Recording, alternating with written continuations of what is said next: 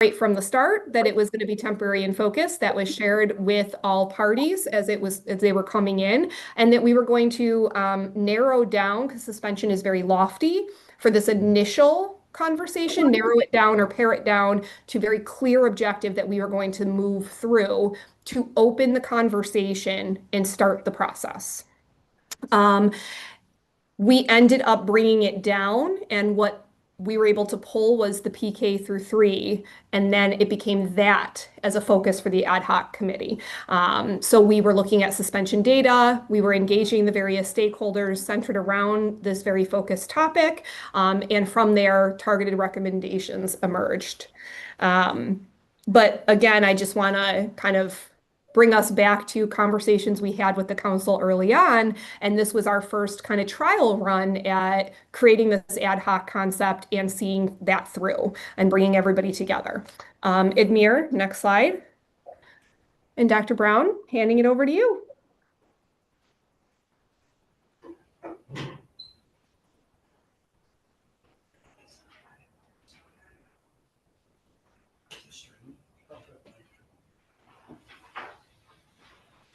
You are muted, Dr. Brown. Hello, everyone. My apologies. Can you hear me now? Yes. Okay, thank you, Board Member McKechnie. Good afternoon, everyone. So now that you have the background on why the pre-K through third grade ad hoc committee was formed, we recognize the importance of assembling a diverse group of stakeholders to engage in meaningful dialogue around suspensions and supportive interventions. And as you can see, the committee was comprised of board members, BCSA and BTF representatives. And I just want to note that the presidents of BCSA and BTF each provided the names of 2 members to participate. Also represented, we had the Division of Student Support Services, Erie County Restorative Justice Coalition, Family and Community Engagement, and Community Schools, our legal department, New York Civil Liberties Union, Office of School Leadership, Office of Shared Accountability, Parent Congress, Partnership for Public Good, student representatives, and we had Western New York Law Center. So again, as you can see, it was a diverse group of stakeholders. Next slide, please. When the ad hoc meetings were held, we held 4 meetings between April and June. We utilized a combination of in-person and virtual formats. Next slide, please. So the purpose of the ad hoc committee, and once again, given the broad nature of suspension-related issues, the committee agreed to narrow its focus to specific areas of concerns: pre-K through third grade suspensions and unclear and subjective language in the Code of Conduct. Next slide, please. Okay, so what was accomplished during the meeting? So we had a lot of robust conversations. We began our work by reviewing and analyzing relevant data, as well as examining vague language in the Code of Conduct across all grade levels that may contribute to inconsistent discipline practices. Following the feedback from the ad hoc committee, there was a recommendation on the table, and the recommendation was to develop a survey. So to move this forward, a subcommittee was formed to design a survey, and that survey is targeting students, parents, teachers, and school administrators. So once that was finalized, and we're so happy that we partnered with the Division of Office of Shared Accountability, they launched the survey, and the Student Support Services Program Evaluator conducted an analysis of the collected data. Next slide, please. So you see our survey data here, and the survey was open for approximately 2 weeks in May. And stakeholders were notified via robocall and email. A total of 1,657 individuals participated. And according to OSA, this represents a higher response rate compared to previous surveys. As you know, we do conduct a lot of surveys district-wide. And in the chart, you will see the blue color that indicates the percentage of respondents who support eliminating pre-K through 3 suspensions, except in cases where it's mandated by law. The green, that reflects support for suspensions in specific cases. And those specific cases can be serious bodily injury or possessions of weapons. The peach color, that represents individuals who support maintaining the current policy, which allows for certain types of suspensions. So I'll just briefly sum up the data that we see here on the screen. The teachers, they represent 21% of surveyed teachers expressed a desire for some change to the current policy, with 6% favoring elimination and 15% supporting suspensions only under certain conditions. Meanwhile, 79% prefer to maintain the existing policy. Parents, 49% of parents are seeking a change, with 29% favoring eliminating suspensions and 20% supporting suspensions only at specific times for grades pre-K through 3rd grade. The remaining 51% prefer to keep the current policy as is. So as you can see, this group is nearly evenly divided. For students, 70% of students want to see a change. 20% support eliminating suspensions altogether. 50% favor suspension only under certain conditions, and just 8% prefer to maintain the current policy. And I'll just combine assistant principals and principals because the responses were very similar. Survey responses from both groups were nearly identical, as you can see. Between 26 and 28% supported change, with 2 to 5% favoring elimination and 23 to 24% supporting conditional suspensions. Approximately 72 to 73% prefer to maintain the current policy. Board Member McEachern, before we move on to the next slide, do you have any additional feedback for this slide? And you're muted. I think that's going to happen to all of us at least once when we start talking in this format. Thank you for that. I think that, I can only speak for myself in this, but it was surprising to see the data results.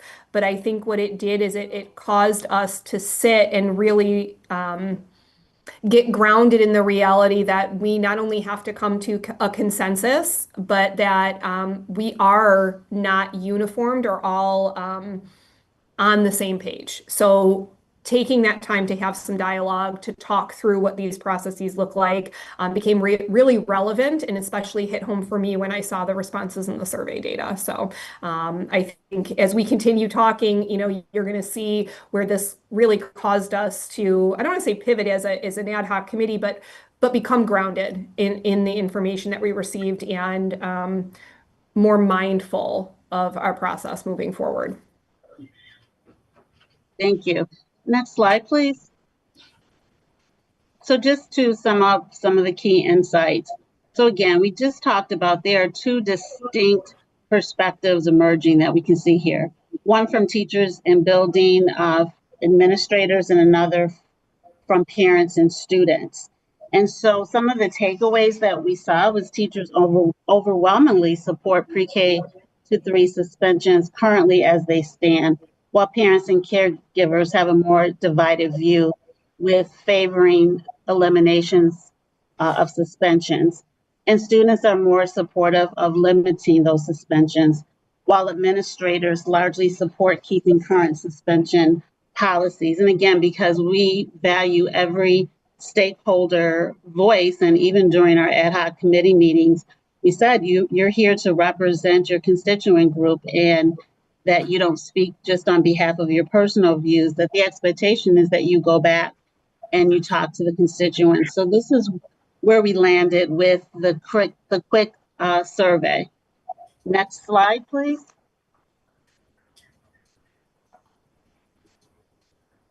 Okay, so while the ad hoc suspension committee, it reached a majority consensus on the pre-K to 3 policy language.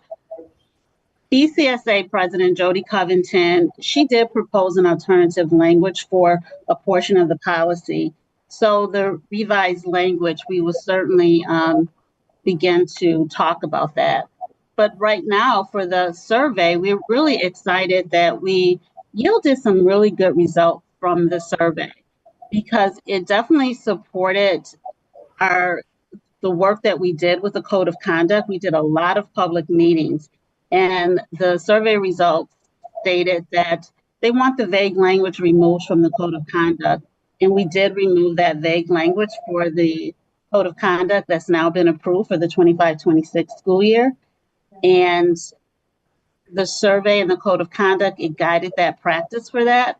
Also, we reached a consensus around revising the pre-K to 3 policy, as I just stated.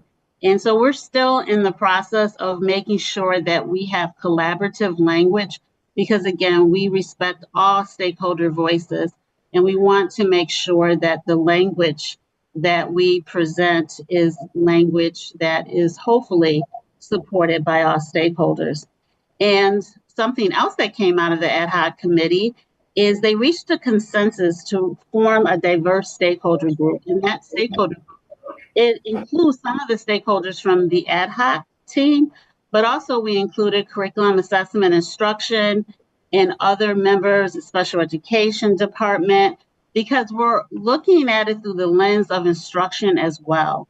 Because again, students don't separate their social emotional side from academics. And we want to make sure that we are supporting teachers and administrators at every level. So that team convened, and the purpose was to promote restorative developmentally appropriate interventions for young learners. And we held 3 meetings, and those meetings will convene this fall. Next slide, please. So we know that our goal is to build common ground between families and school staff with support from the community. And we want to continue to foster collaboration and embrace restorative practices. The bridge, it truly just symbolizes the exchange of ideas because we realize that there are diverse perspectives, and it's uniting us to promote mutual understanding and respect. So this is the proposed timeline. I'm sorry. Yes, I apologize. So this is the proposed timeline. So the second week of September, we're going to reconvene the pre-K to 3 ad hoc committee to share the updates. As I stated earlier, President Covington from the BCSA, she proposed some alternate language for a portion of that policy. And then we want to present the updated proposed pre-K to 3 policy language and gather additional feedback from the committee members. And then the third week in September, we would like to reconvene with the Principal Advisory Council and solicit their feedback, and then submit the proposed policy language to Superintendent Mabanga for approval to post the policy to the Board of Education for review and approval. The fourth week of September, because we want to be very thoughtful about this. If this is a policy change that is going to be approved, we want to make sure that we are supporting our schools 100%. We want to embrace this, and we want to make sure that there's a rollout plan and that we identify an effective date. And with that effective date, it would require our code of conduct to be amended in that language to reflect that policy. Also, there will be monitoring and collaboration because it's important that we monitor, constantly looking at data, constantly looking at what kind of supports. And it's not just supports at the building level or the district level. We're looking at what levels of support are we going to receive from the parents as well. Also, community members. It is a shared effort. So we will continue to review office discipline referrals, support and intervention strategies, and suspension data, and that continued collaboration. So this time I'm going to turn it over to Board Member McEachern for final words. Thank you so much, Dr. Brown. So we gave you a lot of information. We do look forward to, your questions. But remember that this is still a process that we are going through. This, tonight is serving as an update of what we've been up to. And as you can see by this last slide, we are still very much in the space of having conversation as we massage the language and hope to be able to move this forward and share this with everybody in the nearer future. But I do want to just commend the ad hoc committee team. I know some of them are either in the room at City Hall or they are on this call, and we asked for a lot.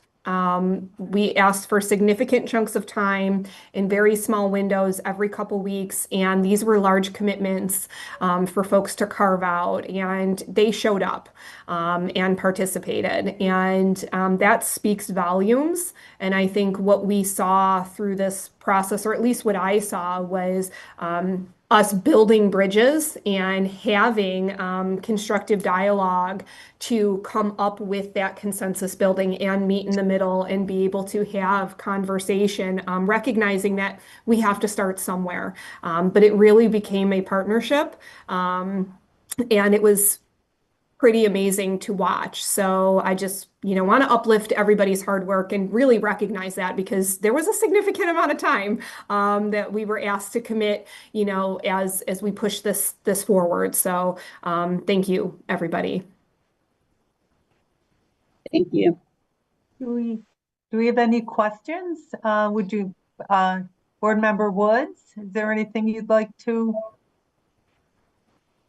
add? I appreciate the fact that you're putting an emphasis on including the parents and the students, because that is what education is about. And if they're the ones that are strongly saying these things are affecting them negatively and they want to change, and I think we owe it to the parents and the students to come up with something that they respect. So good job, good start. Let's write our parents and our students in. Board Member Scott?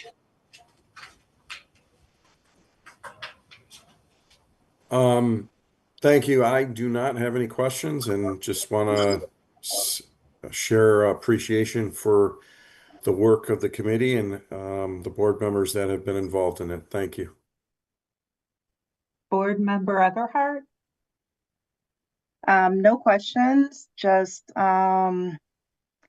yeah, a lot of different opinions on how to move suspension forward, and just really glad that it turned out the way it did, to where we got data from teachers and families alike. So, and I thought it was really odd that the teachers and principals are okay with it, whereas the students and the parents and caregivers kind of want to see some movement. Board Member Zulich? Hi. Yeah, to kind of go with what Ms. Woods and Everhart are saying, the stakeholders that are the most impacted are students and parents, impacted by suspensions. So I think we should keep that in mind. I have a question about the survey, and is this open to questions at this time? Sure. Okay. So I guess I'm wondering, do we have a policy in the district, or do we have like a goal of participation?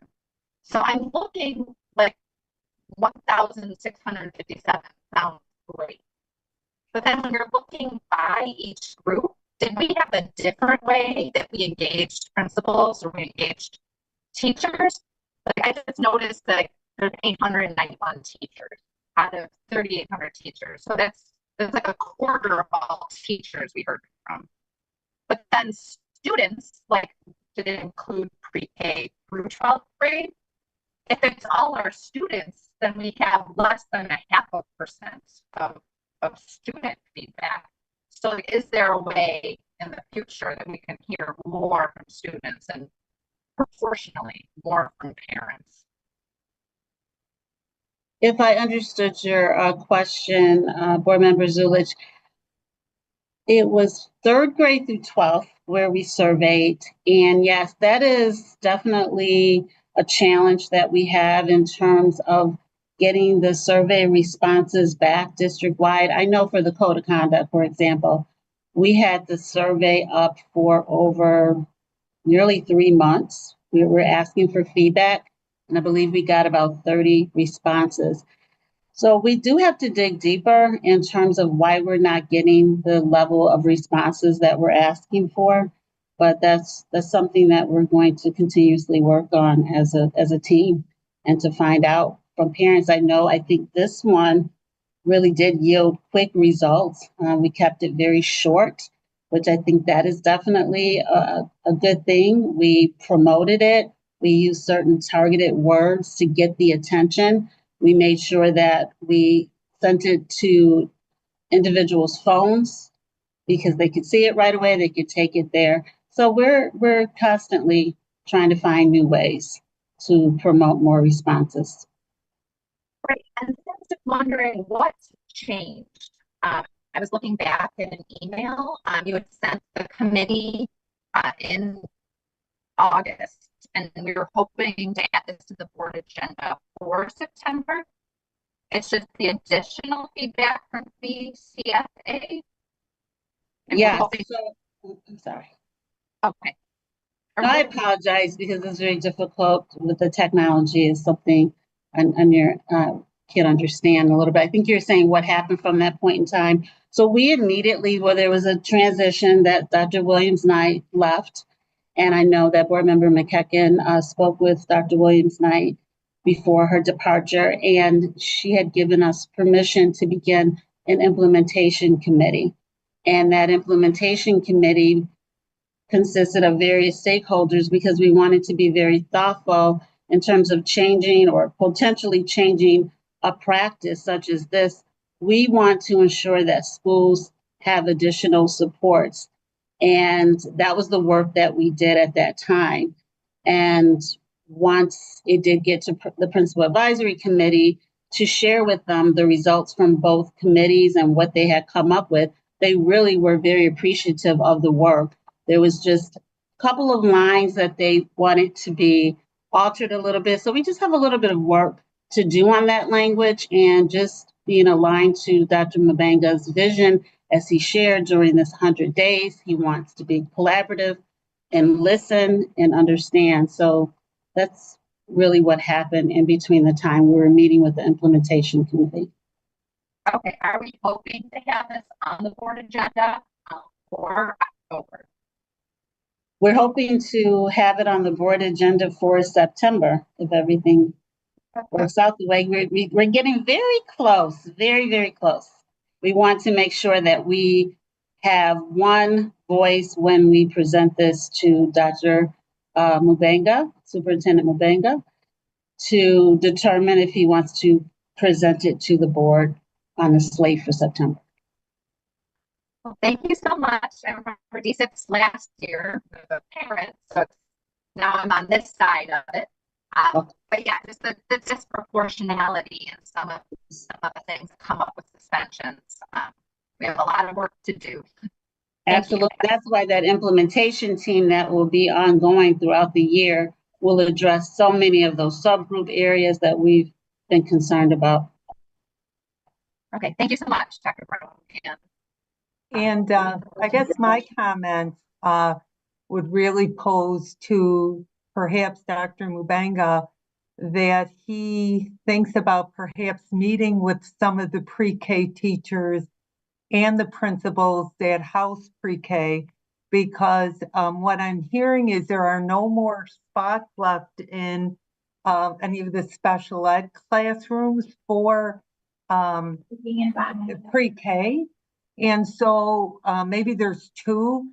And so what my issue is with that, we have a lot of these poor little children. He wants 2 books for $6 each, so I figured somebody's not muted. Okay. That we have some of these children that are going to be desperate for services and we don't have them.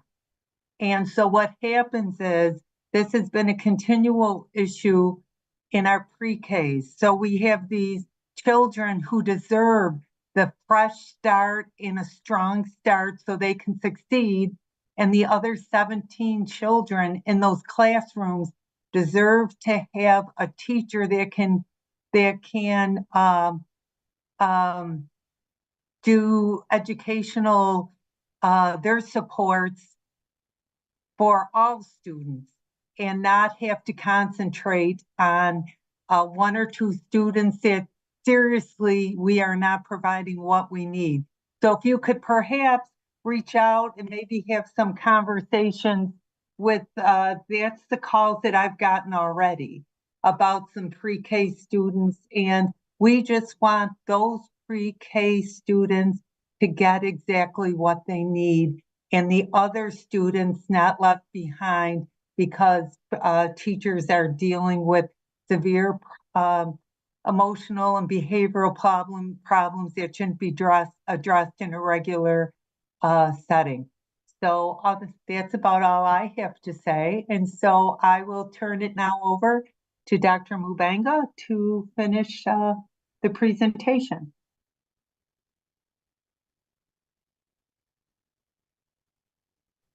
Thank you, all people that were able to talk. And thank you also to the work that has been done. This is really a good step moving forward. As you all saw the survey, folks are really split there. But to our educators and administrators, I understand they are comfortable with what they've done in the past. And anytime you have to bring change, it's kind of a little bit uncomfortable. It does not mean that they don't want to change. I cannot wait to see what the recommendation is going to be. And then we're going to have to do work with our school administrators as well as our teachers so that we can move these numbers forward. So I'm really pleased with what has been presented, and thank you all for being a part of this hard work. Dr. Brown and board members there for really coordinating all these efforts. So without further ado, I think that's pretty much we'll wrap up our first portion of this work session. And I know we have another one where I think it's going to be finance that will be presenting the next portion. So Dr. Kerstens, what is the protocol here for us to be able to move forward? Thank you, Dr. Mubanga. So Board Chair, Education Support Chair Shuda, you can close this meeting and then hand it over to Finance Chair Paulette Woods, and then she'll have her opening comments. Okay, it's now time for me to turn over the meeting to Board Member Woods. So I'm passing the baton. Thank you, Board Member Shuda. Welcome to the Finance and Operations work session. Board members, one of the most important things that we do besides hiring our superintendent is to pass the budget, monitor it, and keep our finances balanced. Our 4-year budget plan is one of our main tools to make sure that our finances are well established. Our CFO, Mr. Barnes, is going to do a presentation for us on the 4-year plan, our budget surpluses and deficits, our fund balance, and our cash flow. And then we're going to have a presentation from our Chief Operating Officer, and Mr. Petruski, and he's going to give us an update on the yellow bus staffing. So with that, I turn it over to our illustrious superintendent to have remarks and to introduce the staff. Thank you, Honorable Board Members Woods. Really excited here to present our CFO, Bonds. Bonds and I have been working really hard the last 2 weeks and how we can get ahead of this 4-year financial plan. I think we've made some good stride already. So it's going to be exciting presenting where we are And I think with a few of the adjustment that we're anticipating so that we can be in a better place next year.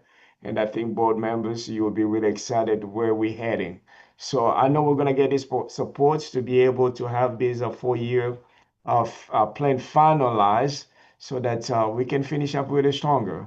Without further ado, CFO Bonds.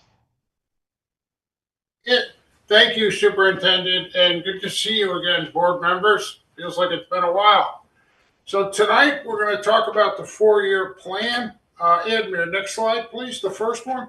Just some introductory remarks. The 4-year plan, the BFSA, the control board, requires an updated 4-year plan to be submitted each year. It's also a requirement of the city of Buffalo, the external auditors, our bond underwriters, and the state.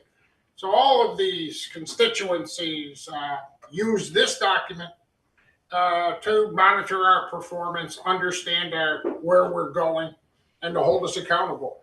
It is, as Ms. Wood said, a main financial planning tool for the district. It's a projection, 4 years, but it's 100% data driven. It incorporates projections for all critical financial variables. Our enrollments, revenues, revenue formulas, staffing, union contracts, employee benefits, and the financial consequences of our decisions or inaction within all funds on the district's fund balance. The district is going to end 24-25 in a very strong reserve fund balance position, a projected total general fund balance of $374 million, and an unassigned fund balance of $112 million. That is $64 million greater than the mandated minimum.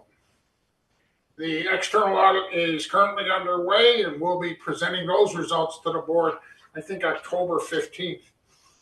But the district is also at a financial inflection point.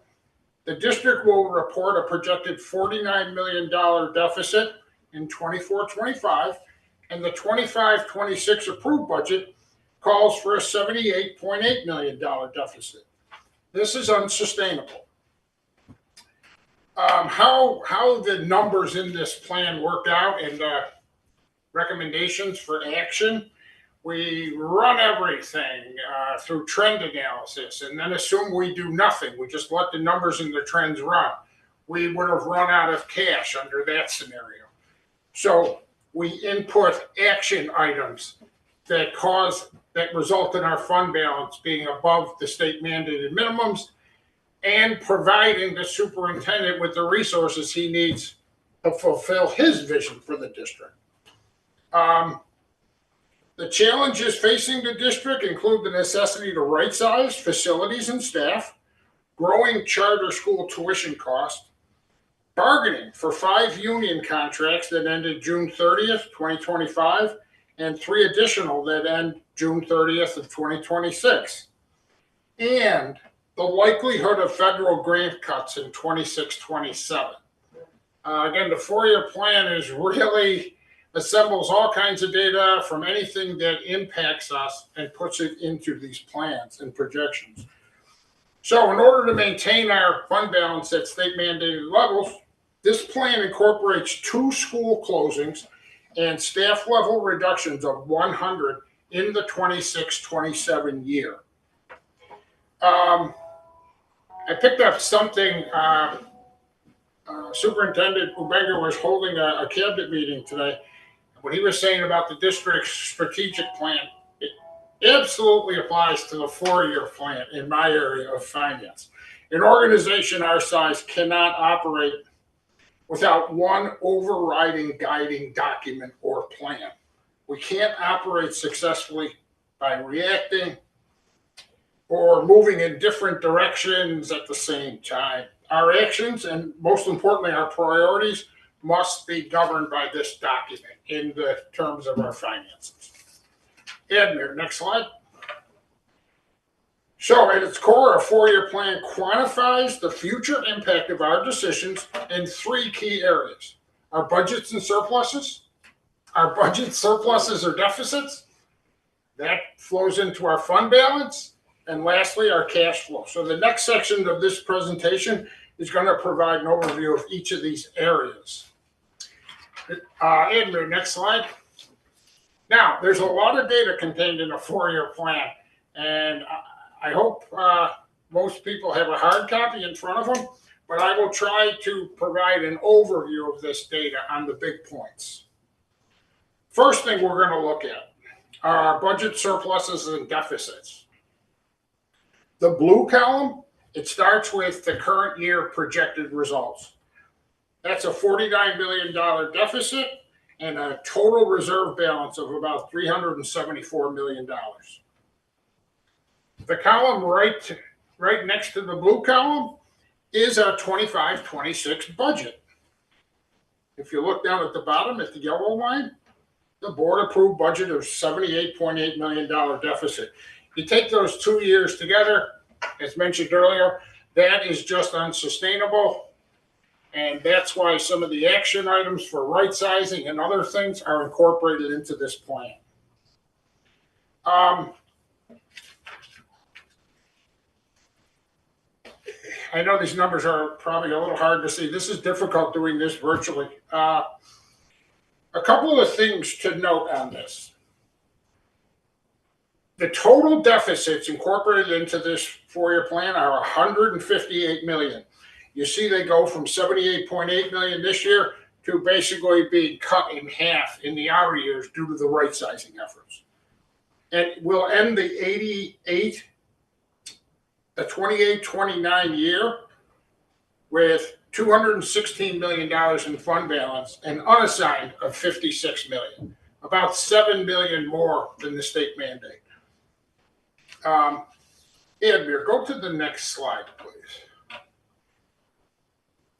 That prior slide, if you look at it at the hard copy, to the far right, it shows our assumptions and impact on revenue items, foundation aid, compensation, transportation.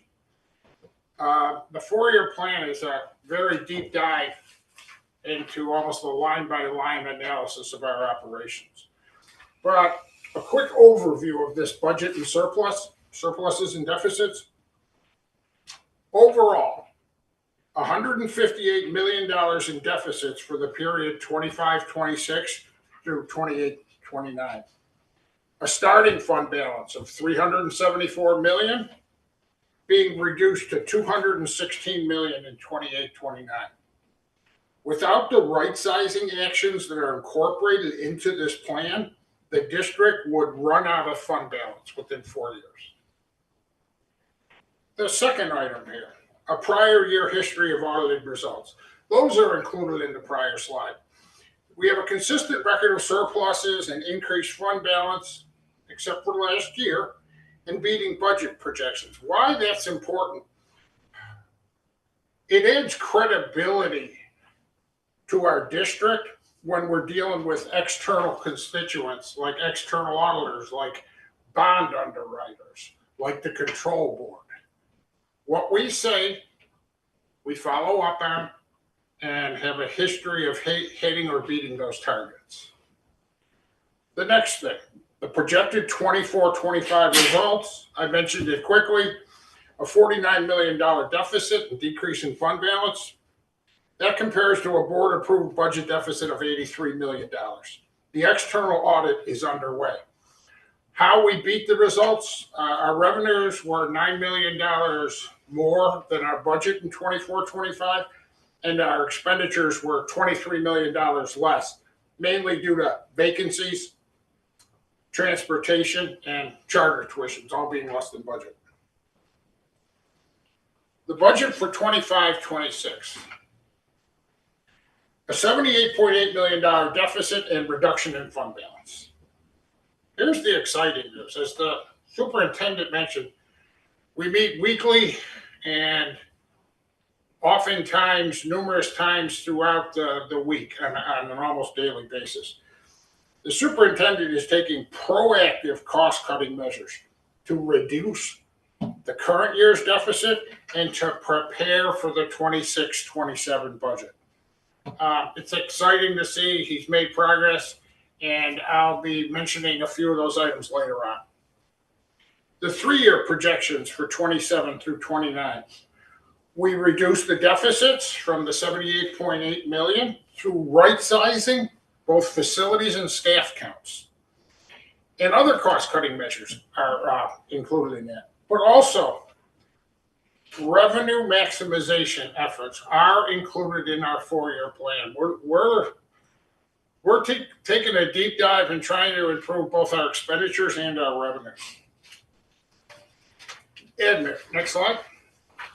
The second item that I mentioned earlier that a 4-year plan reviews and plans for, you got your budget surpluses or deficits.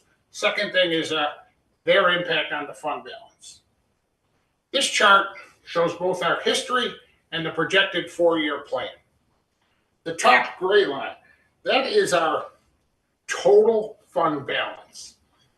You see I mentioned earlier, an inflection point. We hit a high of 424, went up, up, up, up. Now we're going down.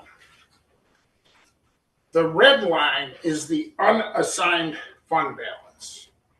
I'm going to show in a little bit the difference between those two lines. But these are the numbers pulled right from that first data slide I showed you. We're able to maintain the red line above the state mandated levels only by implementing the actions of school closings and staff reduction and some other things we'll talk about. If those numbers were not included in these projections, the unassigned fund balance would drop to almost zero. Edmund, next slide. I hope I'm not getting too wonky, but I think this is important when we go into this area. Often when people say fund balance, they'll read that bottom line, $374 million. Well, you don't really hit, the cash is in the bank, I guarantee you, but a big portion of it has to be reserved for what they call restricted or assigned purposes. So you don't get the full impact or full free usage of that 374 million. There is, after restrictions for unemployment, projected judgment and claims, you have to set aside in cash the amount of your next year's budget deficit, if there is one, any unpaid encumbrances, and so on. So of the 374, if you're looking at the 6/30/25 line, only 112 million of that is unassigned or free fund balance. I thought I'd make this a little clearer because it lurks in the background, but it impacts our finances greatly. The difference between total fund balance and unassigned. Edmund, next slide. So real quick, and I'll wrap up fund balance here. We report on total fund balance. However, the total fund balance is comprised of restricted, assigned, and unassigned amounts. The district must maintain a minimum unassigned fund balance of 4% of the projected budget for the following year. That equates to about $48 million. If we don't have $48 million in unassigned funds, we're in violation of some state regs. This 4-year plan, the total fund has a beginning fund balance of $374 million. The projected deficits, as noted in that first data slide, decreased the total fund balance to $216 million with an unassigned balance of $56 million by the end of the plan. If we hit those numbers, we're fine. Again, I stress that again. If we hit these numbers, we're fine. We're healthy. But without the implementation of school closings and staff level reductions in 26-27, we would not hit those targets and we would run out of fund balance by the end of the plan. Edmund, next slide.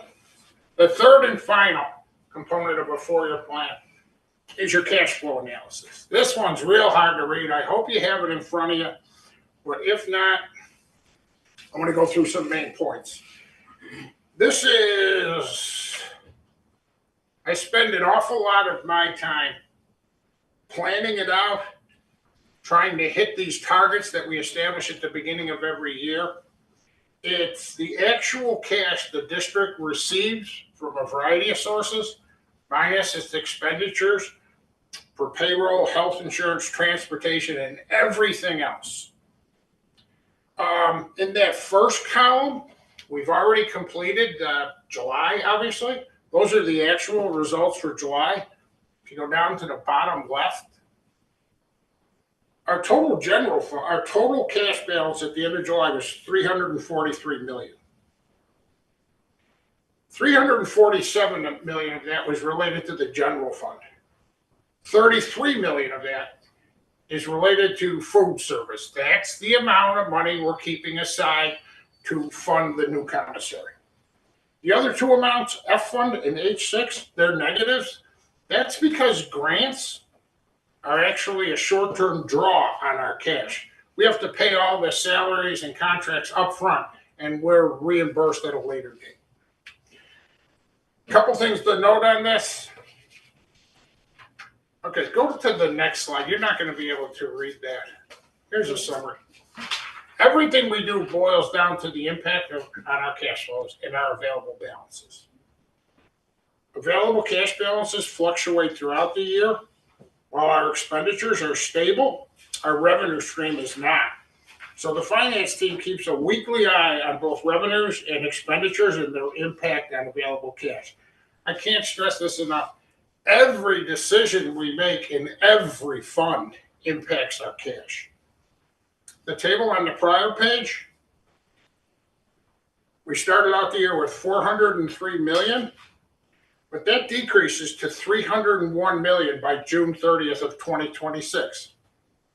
Why? Because the decline is due to our projected $78.8 million deficit and the timing of some other cash receipts. The point there again, when I said earlier, these deficits are unsustainable at the current level. They're unsustainable because they're actual decreases in our cash. You would actually run out of cash. Just some notes. We spend on average $100 million per month. Our payroll, FICA, and health insurance average over $66 million a month. We are one of the largest organizations and economic engines of Western New York, and these numbers, they're stunning. We received the majority of our cash during the December to May period. So prior to that, our expenditures are $100 million a month. Our cash is getting lower and lower. We manage through that until we get our cash in December and May, through May. So in the interim, our available cash balances can drop below $200 million. I share this information because it's an essential part of a four-year plan, but to show how precarious our current financial strength can be, or if we do not follow our budgets and four-year plan. And next slide, please. So the specific assumptions and our major decisions that are incorporated into these numbers. We're basically budgeting and planning over the next 4 years for flat enrollment. The enrollment count that's used to calculate our foundation aid, our single biggest revenue source, is the TAFPU count. This critical enrollment measure includes both BPS and charter students. It also gives additional weighting for special ed enrollments and ELL enrollments. But it's projected to remain stable in total over the four-year plan. Maybe some years more charter, less BPS, hopefully it's different. But the city overall, it's at a saturation point in terms of overall enrollments. The second assumption and major decision that's incorporated in this plan, and that allows us to maintain our state mandated unassigned fund balances. The closing of 2 schools effective in the 26-27 year.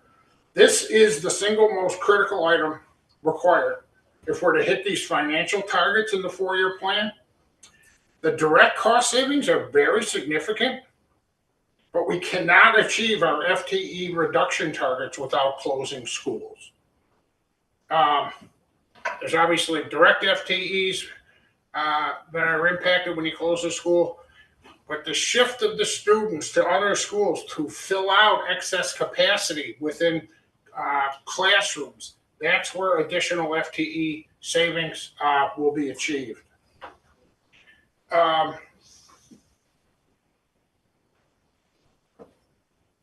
Closing a school will save about $3.4 to $4 million in direct costs each year. So that equates to $10 to $15 million over the life of the 4-year plan. Staff reduction. This plan calls for the reduction of 100 budgeted FTEs in 26-27 and a total of 200 over the life of the plan. That equates to about $30 million in cost reductions over the life of the plan. The proposed strategy to accomplish this: school closings. 2, selective hiring and position cuts of an expected 200 retirements. And cutting additional TOSA-related positions, there's approximately 180 of them still, and returning staff to classrooms. Last bullet point on this page, salary and benefit increases for the new bargaining unit contracts. This plan calls for average salary increases of approximately 2 to 4% for all bargaining units, with no one-time bonus payments. The plan includes these additional costs of approximately $65 million over the life of the contract. These additional costs are only affordable with school closing and staff level reductions in the 26-27 year. Admir, next slide. Any organization as large as ours has these periods where right sizing or shifting of your thinking on how to provide your services are necessary. Well, we're at one of those. Another way to look at it, though, and on my last point with bargaining units, if there's a tremendous fight over school closings or staff reductions, there can't be any union negotiations. And that's not being combative, or there's no, it simply means where we get the funds to negotiate new contracts comes from those right-sizing efforts. Quick notes on the capital fund and the new commissary. Regarding the capital fund, capital projects, and debt financing, I want to relate to the board 3 up-to-the-moment items. The 2025 capital projects and bond sale is scheduled for September. We are scheduled to sell $22 million in bonds. That's directly from working with the underwriters. The 2026 capital projects is being presented to the Citizens Planning Council this Friday. And lastly, we're in the final stages of a $2.5 million bond refinancing for old existing JSCB bonds that'll provide about $2.5 million to us in November to be used for capital projects only. You read a lot about this in the newspaper. That's where things are. That's our planning schedule. Regarding the new commissary, construction should be done sometime in 26-27. That's when the lease will start. The additional lease cost, as approved by the board and discussed before, will cause deficits in the C fund, which for the first 8 years will be funded out of those reserves I mentioned earlier in the cash flow portion. And then we set aside $25 million in our reserves to cover. And then in year 16, the lease payments go down to about $100,000. Again, the successful implementation of the capital plan, if you want to keep $25 million aside to meet your commitments for the commissary, you have to close schools and you have to reduce staff. That's where the money's coming from to fund these. Admir, next and last slide. The four-year plan provides critical financial insight into the consequences of our decisions beyond this year's budget. It's clear from the analysis that school closings and staff level reductions are necessary in 26-27 to fund everything we discussed. New bargaining unit contracts, capital projects, the commissary, and to maintain the required fund balances to keep our district financially solvent. If that wasn't enough justification, we have to keep in mind the likelihood of federal grant cuts next year. So it's imperative we take these actions. The last two bullets. Superintendent Mubenga has really hit the ground running in this area. We meet every Monday, but he's proactively addressing these right-sizing efforts that are contained in this plan. His efforts to date include cutting 5.5 central office positions. They total about 635,000. And he is reviewing, prior to posting, all requests to fill vacant positions. So we are off to a great start. He has also begun discussions on approximately $5 to $10 million in additional cuts related to eliminating or reducing current programs. So we have a budget for this year, but he's already looking at ways to make us come in below that $78.8 million deficit and prepare us for next year. So the challenges are difficult. The actions required to meet these challenges, they're really clear and well-defined in this plan. Working together, we can surmount all our financial challenges and truly, most importantly, provide the superintendent with the resources required to implement his vision for the district. So I appreciate your patience and thank you.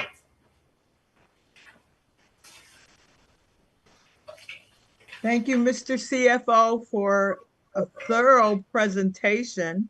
I have a hard copy so I can follow. I don't know if the board members did have a hard copy because those numbers are definitely difficult to read.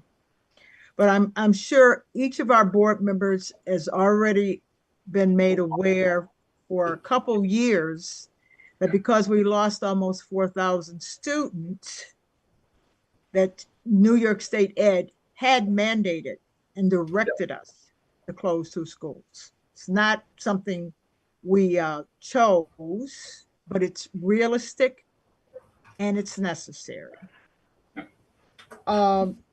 Which I think our board members will probably point out, I know Ms. Cotman will, what are we doing to bring in more students and to do everything we can to increase the number of students, which also increases our foundation aid, our biggest revenue. So that is something I'm sure the board members will want to bring to your attention and discuss.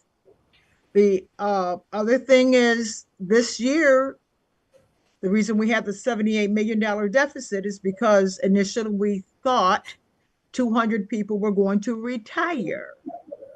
And I see again, we've included 200 people to retire. And since fringe benefits and salaries is our biggest expense, hopefully you can speak to how credible that 200 retirements would be. Thirdly, I want to thank the Buffalo Controller for selling for our capital project. She did respect the school board. Yep. That's our responsibility to make sure that our buildings are maintained and safety for our kids are maintained. And I thank her for respecting the board and respecting our families and our children. I'm hoping that you will also shed a little bit more light on one of our biggest challenges, the charter school tuitions and the problems that the charter schools are giving us. That's a big expense. And if we can reclaim students from the charter schools, market ourselves better, and hopefully negotiate with the state not to have them keep increasing their tuitions, that would be something great. These are just some of the things I would hope that you could speak a little.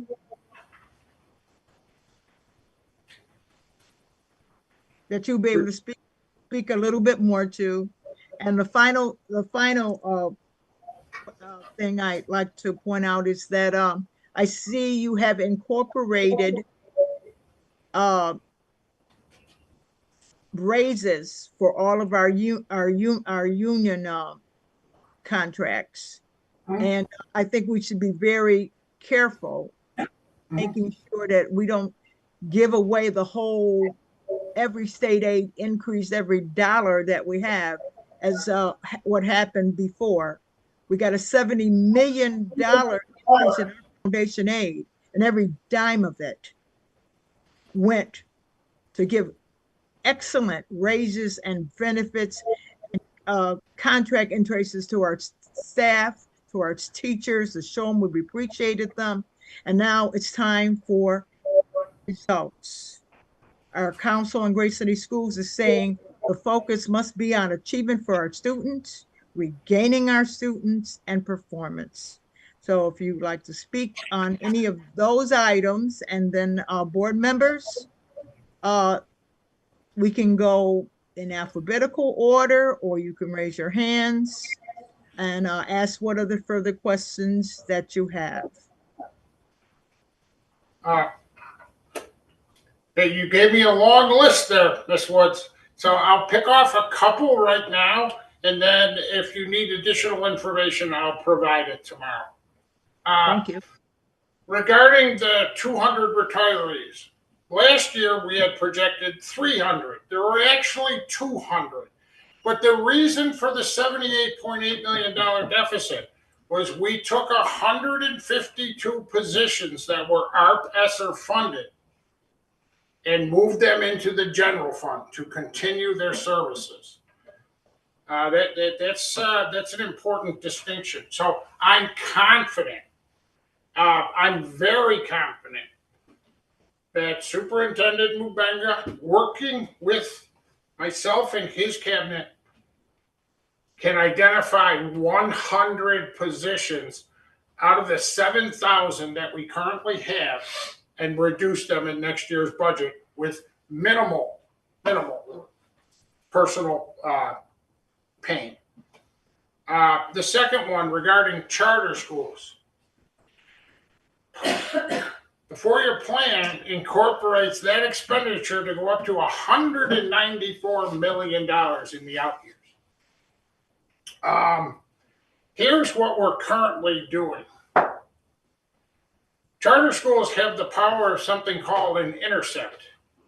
They can make up any issue they want, write a letter to the state charter office and say that BPS owes us $1 million. The state charter office has the power to accept that and reduce our next state aid payment by that amount.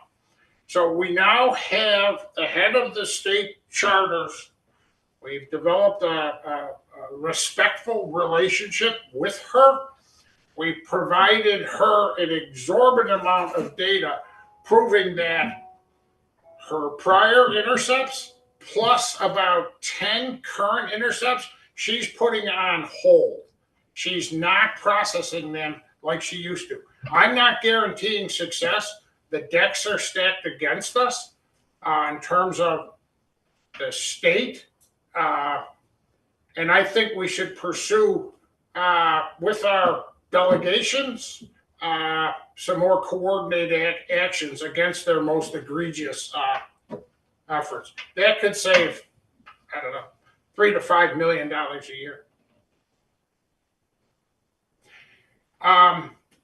Another reason why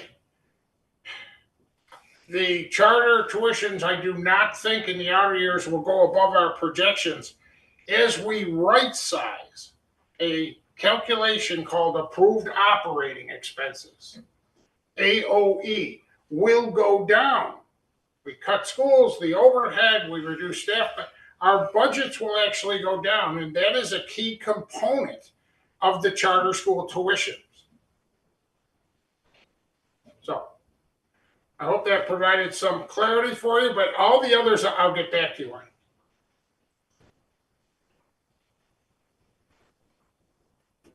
Thank you. Board members, let's see, I see Sharon Belton Cotman's hand, then Dr. Brown, and then Adriana. So can you raise your questions in that order, please? Thank you. Good evening. Thank you for the presentation. As you know, I may not be as smart as Paulette when it comes to those budgets, but I certainly have worked on many of them and I have a good understanding of them.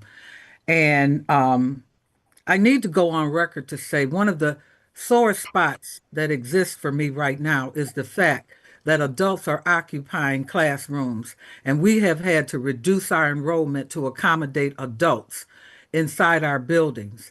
And it hurts because the programs in many of our buildings are excellent. And had we just had the space, we could have expanded, and we may not be in a position where we have to close buildings. With that said, I am concerned that I don't see a plan or conversation in this plan about increasing our enrollment. I see the costs associated with charter schools are increasing. However, I do not see the fact that we are not talking about possibly or even having conversations about our retention and to make sure that we expand and we get the adults out of the buildings. Okay, in one of my schools alone, Paulette, Chairperson Paulette and I were working today. One of our schools alone, we had, I think, Paulette, we had calculated somewhere about an extra $6 million if we had had them out of the building. So when we talk about our 4-year plan, I know that you want to be a little bit conservative, but I think it's very important that we acknowledge the fact that we created this, that management created this deficit of loss of students, and that we are feeding charter schools. And if we don't change it, we're going to continue to feed them. And so I want to go on record to say that, and it's nothing new that I've never said before, but I just think at this point, we're talking 4-year budget plan, that we are not talking about getting our students back. I am sure under our current leader, Dr. Pascal Mubenga, that we're about to shake it up in Buffalo as far as providing new opportunity for our children and creating an environment and that people will want to send their children back to Buffalo Public Schools. So the flat enrollment concerns me, but I understand it. But I am going to go on record to say that we have a building on Floss Street that adults should be able to use, if nothing else, and if you're trying to move forward. With that said, I also would like to say that it has been brought to my attention that the state is receptive to having conversations with school districts when they are considering changes in mid-year that will result in economic benefit to the district. And I'm saying that to say that currently we have 2 schools that are costing us upwards of $7 million, and we don't even have enrolled in them 100 students at this point. And without changing that footprint, we are going to continue to get deeper and deeper in hole. So I wanted to say that because the state was excited about the work that was being talked about. It's one thing to know that the state required us to close buildings prior to you getting here, Dr. Mubenga, and not getting it done this year. It's not fair for you to be at this point that you have to come in and be the heavy in this situation. I want to apologize to you for that because I don't feel that you your tenure should be in the near future highlighted with that issue. It should have been done prior to you getting here. And you can tell them I said it, okay, for those that don't like it. But at the end of the day, my concern is making sure that we properly spend money. And if We are spending $7 million for less than 100 students. We can do better, and we have to do better. And I'm going to go on record, even though I won't be here next year as a board member, but I will be watching from afar. Pity the fool that thinks that I'm going to just desert Buffalo Public Schools and once I leave the board. But I'm going to go on record to say, based on the changes that I believe the superintendent is going to put in place, that you will see your retirements happen, okay? Because the accountability piece that we are already starting to witness from your short tenure says that you are going to be holding feet to the fire and making sure that they produce. My questions in regards to the concern I have in regards to the commissary. My understanding with the commissary is that we had money reserved already for the commissary. When I heard the statement that in order to make the commissary happen, we have to do the reductions, I got a little confused. I need some clarity with that, please. Oh, sure, absolutely. I'm glad you asked, because this goes to the interrelatedness of all our decisions among all funds. The board Say that again. I'm sorry. I think there's a microphone now. Your question goes to the interrelatedness of all our funds and all our decisions. So the commissary resulted in a new lease for, let's say, $3.4 million per year. We have about, on any given day, on average, $38 million in reserves to pay for that increased lease cost for 8 years. And I presented it to the board a couple of times, but in years 9 through 15, that excess fund balance will be depleted. So the general fund will have to chip in that years 9 through 15, about $25 million. So we take $25 million and we make an assignment within our reserve fund to be used for the commissary, use 9 through 16. It's important to note the lease amount for the new commissary drops to about $100,000 in year 16. So it'll be built back up. How it's all related. If we don't close schools, don't address staff, we turn our eye to the economic factors that we face. The fund balance goes down to almost zero. We'd be dipping into that $25 million that we're supposed to keep for the commissary just to keep things going. Everything is interrelated. Okay, so help me understand this. Currently, and for the past, 10, 15 years, the food service department has generated a profit, upwards of over $1 million. Is that taken into consideration there? Yes, in our projections, the profitability of food service historically was overstated. And in my presentations, I showed that almost the entire amount of the reserve was accrued during the COVID years. No, sir. No, sir. No, sir. I can't go with that. Just not for 2 years. I can't go with that. I've been saying not the extra reimbursements were for a 4-year period. It exploded it. But I wanted to sort of add that perspective. Food service the last 2 years lost $300,000, made $500,000. So it's at a break even. You add in the cost of the new lease, it'll start producing deficits. So Jim, excuse me for cutting off. So here we had a food service department that was running a profit for up until you're saying a few years ago. Yes. Okay, and that ties in, I'm really clear, with a change in a retirement and a change in leadership. And I think that needs to be looked at in depth.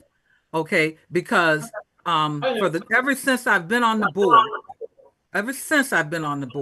we have had a profit in that area. And I don't know what has happened, but I still think that there's a need to look at that in depth because it just doesn't sound right. And when it doesn't sound right to me, I'm going to question it, and you know how I operate.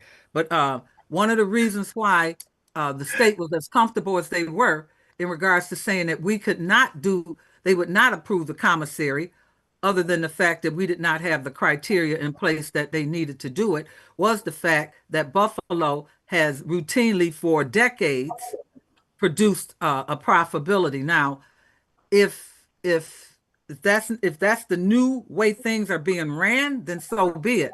But it's never been the way of the past. And during COVID, I know for a fact because I worked with Bridget. I was president during that time that she actually went out, basically stood on the corner and made sure that she did 1 million meals to make sure that we had a profit that year. So that's a concern for me. So I don't want to get into it, but I just know what I know based on what the experiences I've had. And I'm sure things have changed, but I want us to understand that for us to go from pocketing 1 million plus every year to just, breaking almost even, I'm concerned about that. And Lou's hand is up, so I'm figuring, Lou, you want a piece of this? Is that what you're coming at me with? Ms. Scott, let me address one thing. Part of the reason for the lower than historical surpluses is the investments they're making in food lines and chairs and tables at the school-based facilities. That's a part of it. Well, I'm hearing a lot of lunches are going in the trash. So maybe we can start with a survey for that, and we might could just keep it simple. If the kids like tacos, give them tacos. If they like spaghetti, give them spaghetti, and let them eat the food. But I'm hearing everyone tells me in all of these schools that a lot of food is thrown away. There was a time when we had parfaits, yogurt parfaits. Kids loved that. We had salad bars. Kids loved that. There was a lot of things that existed that now I'm being told that a lot of food is being trashed. And honestly, I think that we should look into that as well. But I'm not trying to, derail this, but I just want to be clear. That has never been the case, and I'm concerned now that we're saying that it is. Sharon, would you allow Lou Petruski, if he has something to say on this, since he's our chief operating officer, to comment? Lou? Lou, you're muted. Lou, muted. There we go. Thank you, Chairperson Woods, for the opportunity. Yes, Ms. Cotman, I share your concerns. I will go through and do a deep dive to see what has changed. I will work with the CFO, Barnes, and his auditors to kind of take a good hard look to see where we're at and what has changed recently. Happy to do so. Thank you, Honorable Lou Petrucci. That's all I have. Thank you. Dr. Kathy Evans Brown, Board President. Hello, everyone. I apologize for my video. It is not working, and it has not been working for some time. So I need technical support. So recently, I just want to chime in. Recently, in a conversation with a parent, she pulled 2 of her children out of one of our Criterion schools. So contrary to us losing children to charter schools, we're losing them to suburban schools and private schools. So this parent said to me, and I know her, that they pulled out their children to go to a suburban school because they feel that their children would have a better chance of attaining a athletic scholarship. And I believe she said soccer or some other sport. So I just want to put that in your minds. When we talk about school closing, why 2, not 4? Why not 3? Where will staff and teachers go? Where would these kids go? Can schools be combined, for example? Some schools right now are halfway empty and can accommodate additional students. So I would like for us as a board to see, when we talk about school closings, what that looks like and what would be the cost savings et cetera. I'm not familiar with it. I've never been involved in school closings, but I keep hearing this constantly within the last year or so. So that's my point. And give me your thoughts on that at some point. You don't have to answer tonight. Thank you. Madam Board Member, in your presentations, 3.5 million savings per year, 10.5 million over the 4-year plan that's in the detail. I know it's hard to read any so much of that, but that's what's been presented so far. And the FTE reductions are not possible without school closings. That So is are in- we? Go So ahead. does that include the reduction of staff as well? Yes. Okay.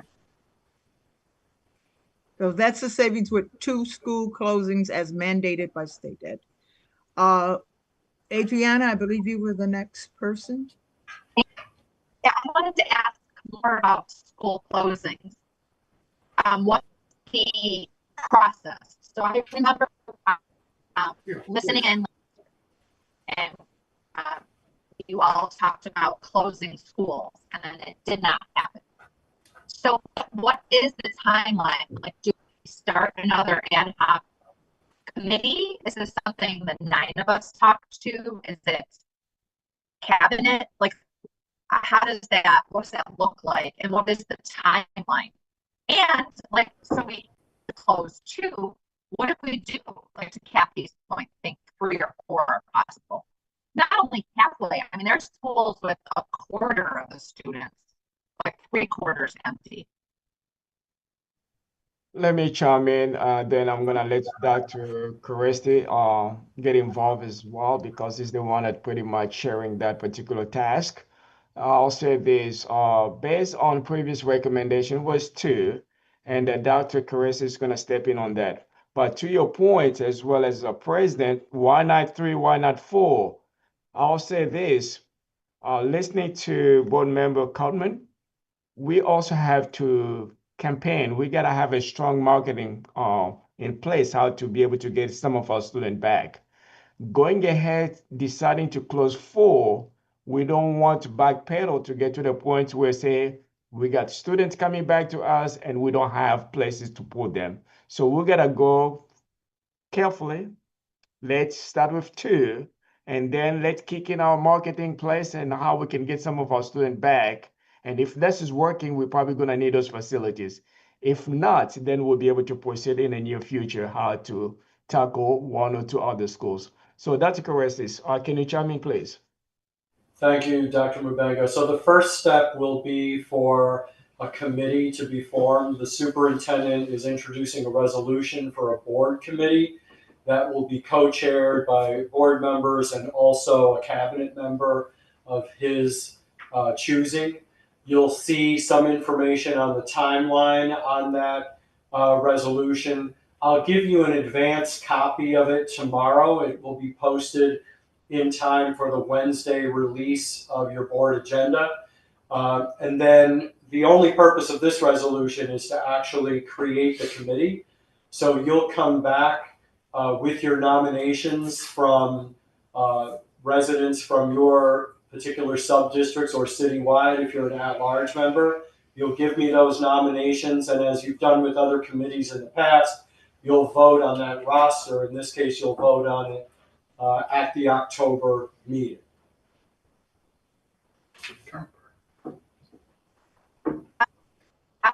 Ms. Cotman, you recognize your hand.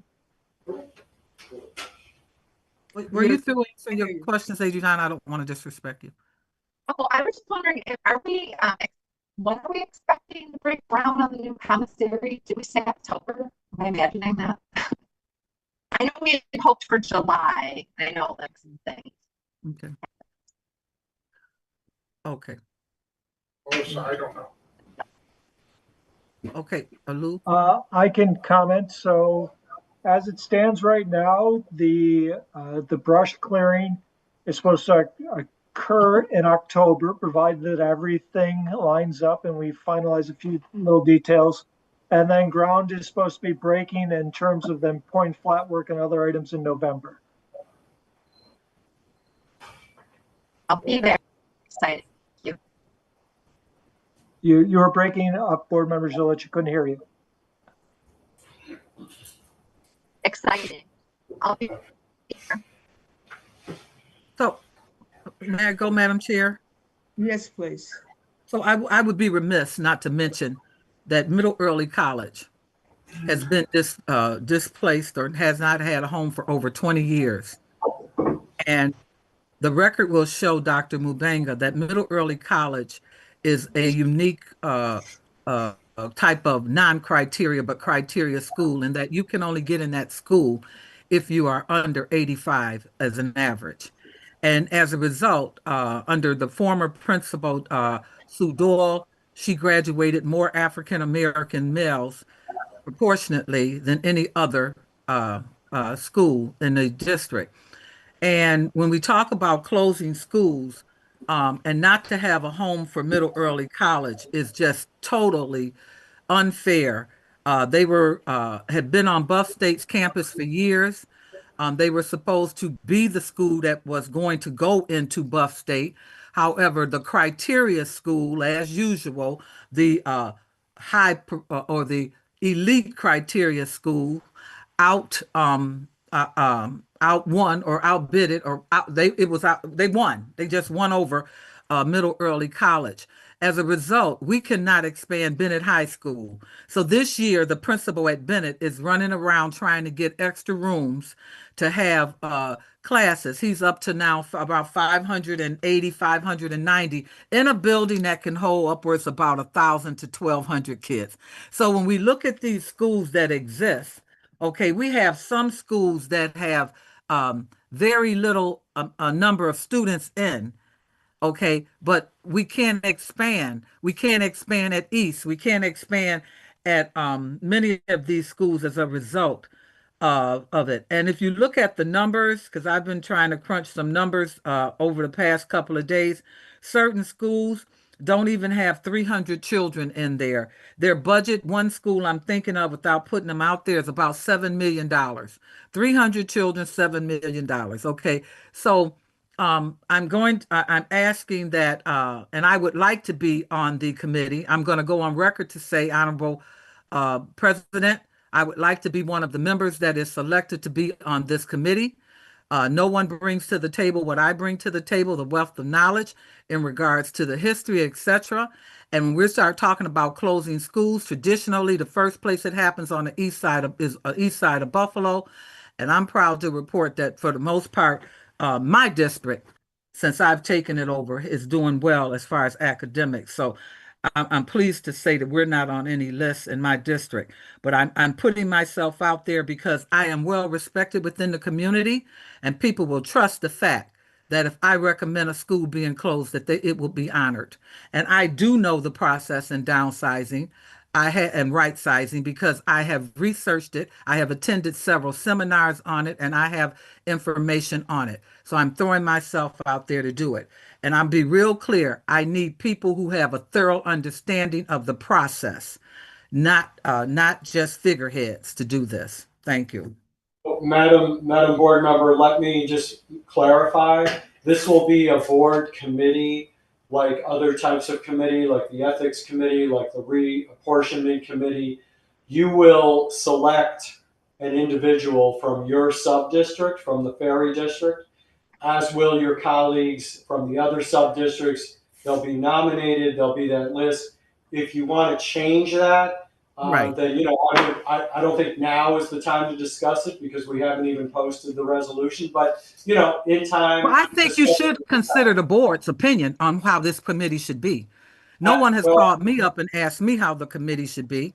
Okay, because I do think that in order to make this a successful committee, there needs to be board members on it.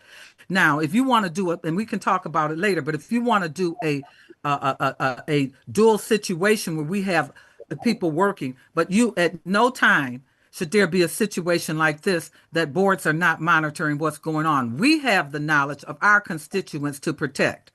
So we can talk about that later. I appreciate So that. let me Thank you. just clarify, and give you more information so you have it. The committee will be co-chaired by 2 board members, as I mentioned, and a cabinet member. So and certainly through your representative on the committee, you certainly will be fully engaged, but the committee itself will be co-chaired by board members. So my suggestion would be wait Are you and see. saying that I can't be one of the board members? Is that what you're saying? Wait and see what the resolution is when we post it. And then I would encourage you to have a conversation with the officers of the board, with the board president. I would encourage you to have a conversation with all board members before you put together your resolution. Thank you. Well, I did hear you say there will be 2 board members on it. So that certainly leaves room for our most experienced board member and president to be on that. I'm sure she can consult with our current president, but I think we can respect knowledge, experience, and research that has already been done. So I don't think it'll be a problem. Since you did say there will be 2 board members on it, but as finance and ops chair, I want to make it very, very clear that we have looked at situations where we have 45 students and 44 teachers, and it is a management issue when you have more teachers than students and you're calling yourself running an operation. So efficiency has got to be a criteria. And then also, when you look at the state failing list, students, schools that are in need of improvement, schools that have serious problems, they have 3 of our schools listed. So when you start considering what schools should be open, closed, merit and results have to be considered. And so I'm sure we will be doing those things in the future. Paulette, can I ask something? Yes, please. When will this committee begin, Dr. Crestus? Well, once the roster of names is approved by the board at the October meeting, there's really no reason why they wouldn't start meeting and getting information from staff and digging into the issue right after that. My question is, that's the superintendent's expectation. okay, my question being, there are a couple of us that are leaving, that are not running for reelection. And I'm wondering if that could be appropriate if I'm not sure I'd be, willing to do that at this point or able to do that. But if some people are retiring from the board and they'd like to continue on this committee and not appoint a member.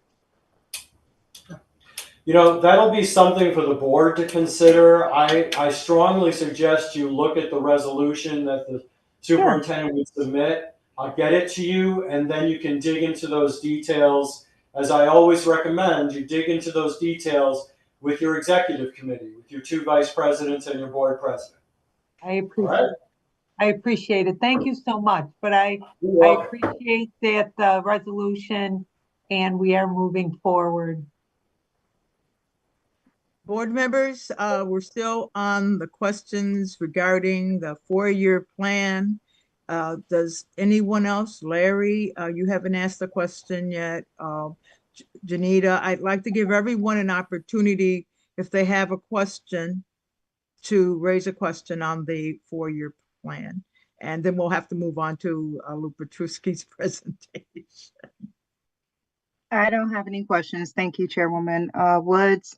Jim, I do have a couple questions. I'll call you personally, if that's okay. And I have to log off right now. I have SOFG training. Thank you, everyone. Have a wonderful day. Thank you. Any other board members? Larry? Yeah, just real quick, and we need to move on, like you said, in regards to the committee that we want to form on school closures. I think to board member Shuda's point, the upcoming board election and then new board members being seated in January has to be taken into consideration when we're determining which board members will serve on this committee, because I assume that the work will go beyond January when new board members are seated. Well, I'm pretty sure I won't have any problem with my new representative who I've chosen and I'm working with, that if I desire to serve or be his representative, I don't think he'll have too much of a difficulty with that. Okay, any other finance and ops for your? Sorry, Chairman, can I make one more point? Yes. I think the biggest issues in any of these committees is that people need to have time that they can commit to make sure that they can do the work. And I think oftentimes what happens, the shortfall is that people want to be a part of a committee and want to be a part of something, but when it comes time to put the time in, it's just not available in their life schedule. And I think that to see the level of talent that is leaving this board over the next 4 months, I'm talking about Paulette Woods, her financial background, Terry Shuda, her background in education, teacher all the way up to a principal, and me coming in here from a financial background and conquering education the way that I have conquered it, illustrates that we deserve to be respected and to have a continuing position with this district. It's too much knowledge leaving in these 3 women. I'm sorry, no disrespect to anybody. It's going to be a void. Thank you. Honorable board members, we're gonna have the resolution. I know that you are really eager to discuss who's gonna be a part of that committee. So I think as soon as we put a resolution out there, you're gonna have this conversation. You're gonna have this discussion. I think the decision is gonna lie on you to choose who are the 2 of the board members that will be representing. So stay tuned. It's just coming up soon. Final words on the 4-year plan. Do you have anything you'd like to say, Superintendent Mabanga? Because the next thing is we have to have a presentation from Lou Petruski. Yeah, I'm really excited about the plan that we have in place. As I heard other board members as well, there are other places that we can also look at and be able to get some other savings. So what we presented to you, that based on the facts, that's what we can do, but there are other issues that we can also tackle. For example, the charter school student that we've been losing.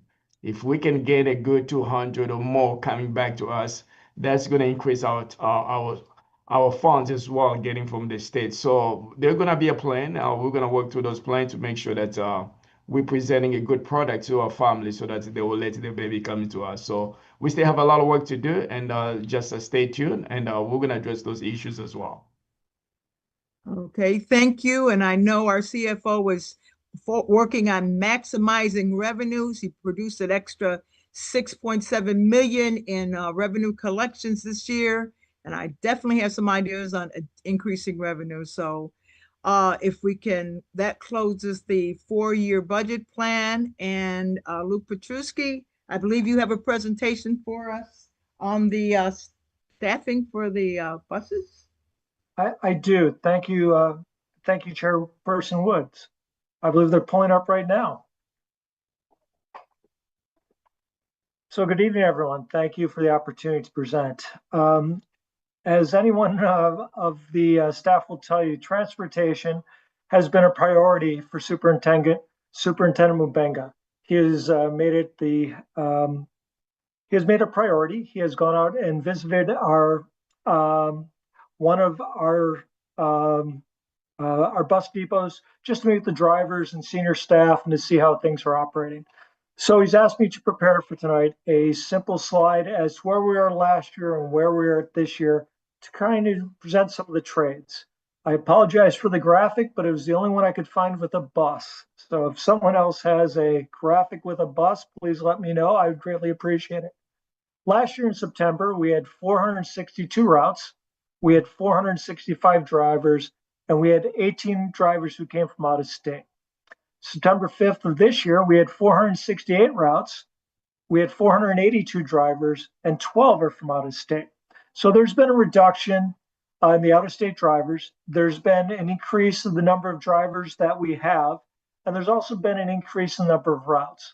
Why that is important is because the increased routes means that we have less students on those routes. Not always, because we still will have students that fall in McKinney-Vento or our DSS students, or agency students as well. But the overall increase in number of routes means that we have more drivers, more routes. So when you divide the number of routes by the number of students, it should decrease the actual arrival times. Just so you know what we have currently in training, we had 4 drivers who passed the road test. These are people who applied and went through the training process that first student has presented. 5 additional out-of-state drivers are expected in the next 7 days, which will increase our out-of-state drivers to 17. And then we have 1 experienced driver who had their CDL driver's license with the bus stamp, which allows them to drive our students, plus 4 more drivers by 9/12. So we're going to increase that number of drivers that are available. Now, why that's important? For 2 reasons. 1, some drivers only work the morning, some drivers only work the afternoon, and we also need to have drivers on call. Because sometimes people, they call in sick, they're unable to make it, their car breaks down. So having a large pool of drivers helps to keep our buses on time, and so we can meet all 3 of our bell times.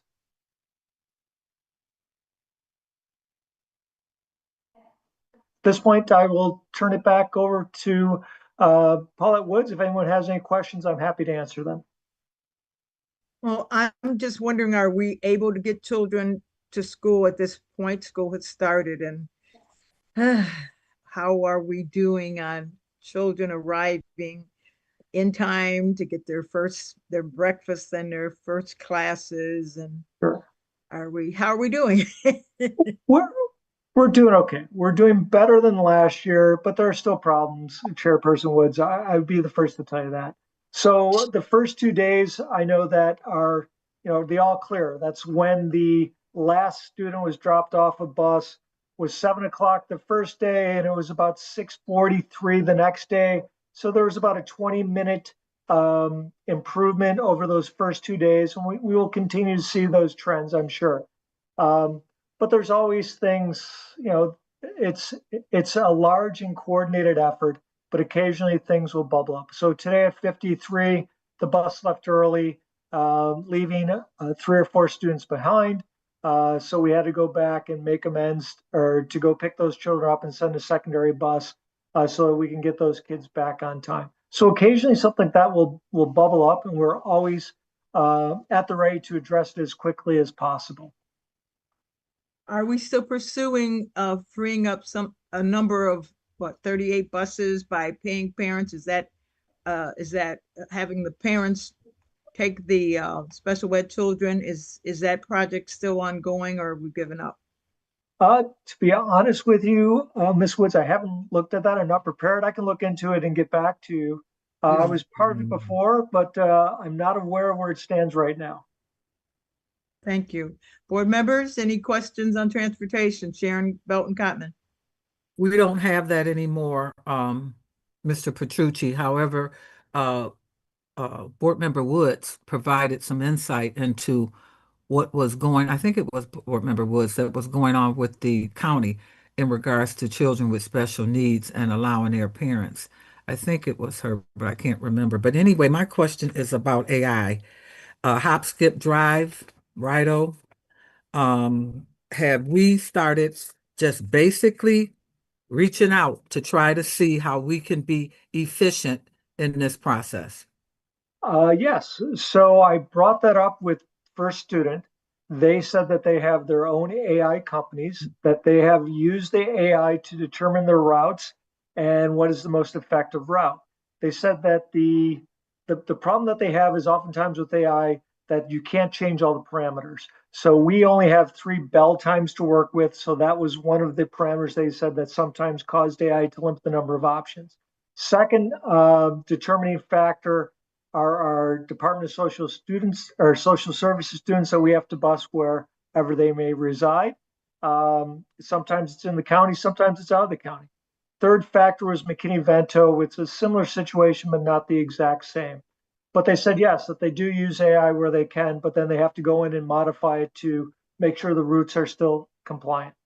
Yeah, I know that they use AI. And one of the things that I did the last time I was on at a convention was to spend significant time with several of these AI companies. I don't see where we have anything to lose by bringing an AI company in and letting them take a look at what's going on in Buffalo. We have one board member that says that he has over a dozen buses on his street on any given day. Sure. And so this is the way of the future.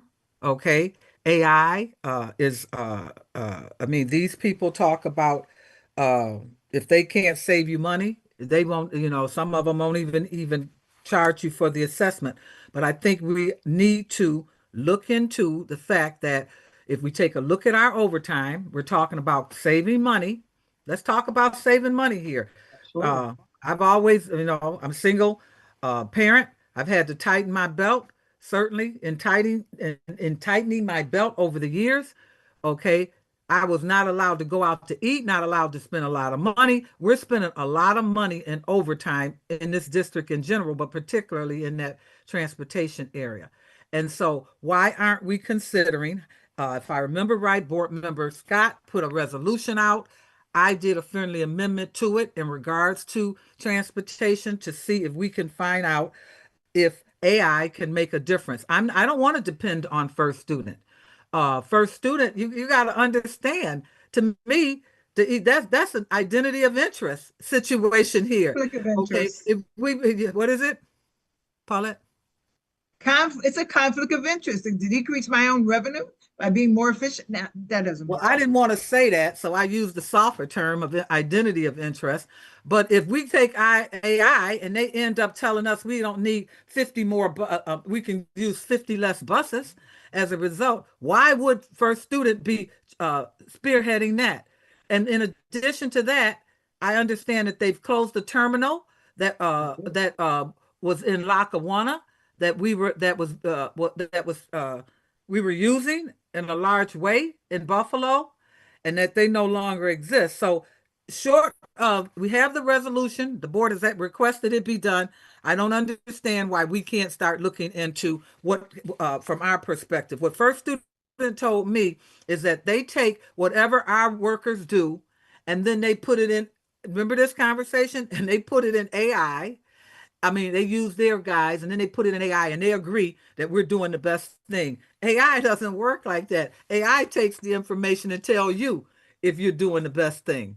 So we need to do that. And I'm sorry if it cuts off people overtime, but at the end of the day, I would like to see us go back to 2 tiers, 2 bus tiers, so that the schools that are in the 3 bus tiers, where the teachers who are leaving, who cannot, because their families have to get home.